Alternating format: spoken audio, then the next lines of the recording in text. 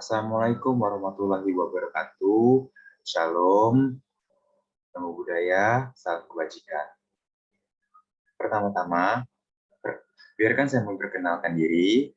Saya Justin Pratama dengan NIM 22947 dari kelas SHTIA, Prodi Kehutanan, jurusan Kehutanan, Istiper Yogyakarta. Pada kesempatan kali ini, saya akan membahas tentang drone multicopter dan bagian-bagian dari drone. Baiklah, tanpa berlama-lama lagi, langsung saja kita masuk ke pembahasan. Drone. Drone merupakan pesawat tanpa awak yang dikendalikan oleh komputer atau remote control. Juga bisa disebut drone merupakan mesin terbang yang berfungsi dengan kendali jarak jauh oleh pilot, ataupun drone juga bisa mengendalikan dirinya sendiri yang dioperasikan oleh operator menggunakan hukum aerodinamika untuk mengangkat dirinya. Bisa digunakan kembali maupun membawa muatan baik senjata maupun muatan lainnya.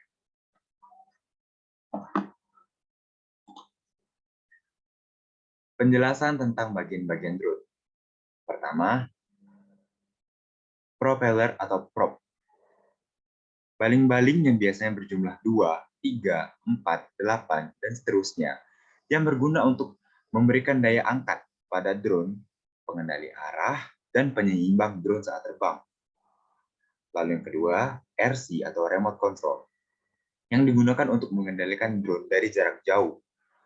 RC biasanya digunakan oleh pilot drone tersebut untuk menentukan arah drone terbang kemana dan untuk menerbangkan drone dan menentukan ketinggian drone.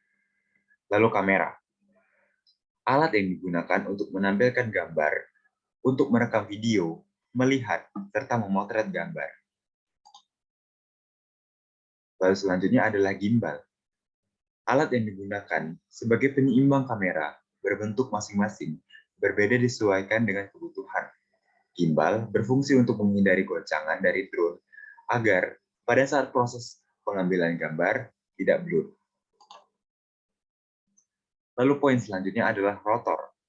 Mesin penggerak dari propeller yang jumlah dinamo disesuaikan dengan jenis drone. Lalu selanjutnya, shock absorber atau alat peredam getaran yang berguna memberikan keseimbangan agar kamera tetap lurus dan stabil. Lalu yang terakhir adalah landing skid. Adalah kaki drone yang digunakan sebagai alat untuk menentukan pendaratan dan dapat disesuaikan dengan kebutuhan. Lalu, apa manfaat drone di bidang kehutanan atau bidang yang tengah saya tekuni sekarang? Adalah memperbaiki perencanaan pengelolaan hutan, mendokumentasi tindakan, mendeteksi dan mengolah hama penyakit, mengelola dan mencegah kebakaran hutan, mengelola hutan tanaman skala besar. Jadi poin-poin ini, drone dapat membantu di bidang kehutanan karena bahwasannya hutan sendiri adalah luas dan tidak mungkin seorang tim ataupun individu dengan sendirinya masuk ke dalam hutan ataupun melihat keadaan hutan tersebut dengan tanpa bantuan alat ataupun kamera yang bisa menangkap gambar dari atas. Seperti poin nomor 2, mendokumentasi tindakan. Kita tidak pernah tahu apa saja yang akan terjadi di dalam hutan. Apakah yang akan terjadi di dalam hutan itu seperti contoh kasus pembunuhan ataupun contoh kasus pencurian beberapa tanaman yang dilindungi ataupun kasus-kasus lain-lainnya. Lalu poin ketiga, mendeteksi dan mengolah hama dan penyakit. Bahwasanya setiap tanaman bisa memiliki hama dan penyakit.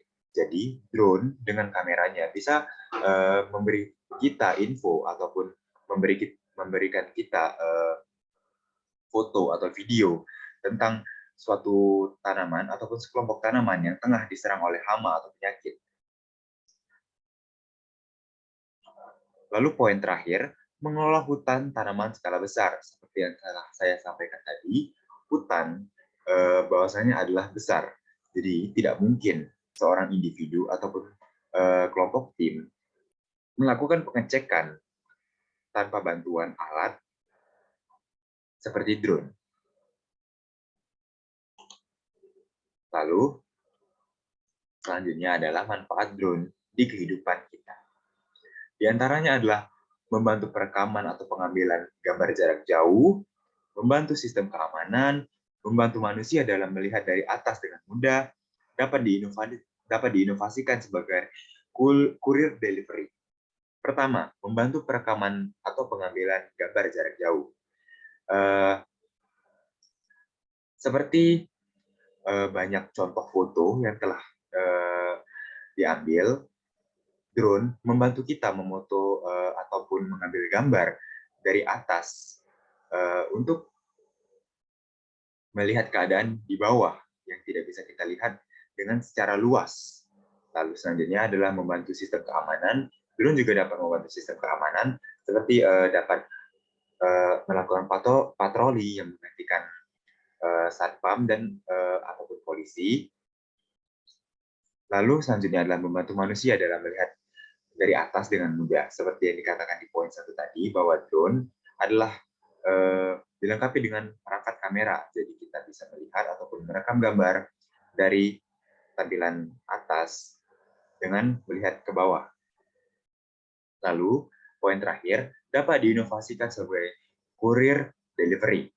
Seperti di negara Singapura yang tengah memanfaatkan drone sebagai kurir delivery dan tidak menggunakan manusia sebagai kurir, pengantar makanan ataupun paket.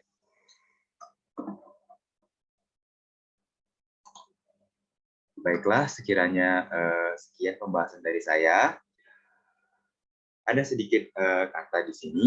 Drones overall will be more impactful in this life if we use it for positive things. Yang artinya drone akan bermanfaat penuh di kehidupan ini jika kita menggunakan drone untuk hal-hal yang baik.